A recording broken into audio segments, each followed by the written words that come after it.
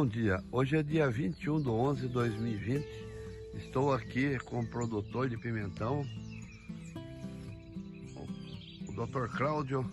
Cláudio, esse pimentão tá no... Qual manejo que você está tocando esse aqui? Esse aqui estou acompanhando o manejo Monf, desde quando foi lançado o composto Minho Fértil, já está com 25 anos que a gente já usa, né? Na uva, depois já comecei a usar no pimentão, pepino, e a gente até hoje eu não troco, né? Nunca troquemos mais o composto.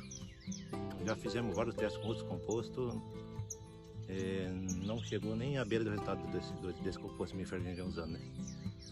Ô Cláudio, mas tá bonito mesmo, viu, Cláudio? Quanto tempo está de colheita esse pimentão aqui? Aí eu comecei a colher dia 20 de abril, né? 7 meses já, né? Com 7 meses, tá indo para quase 8 meses de colheita. Moça, essa variedade qual que é? Isso aqui é o Dara R.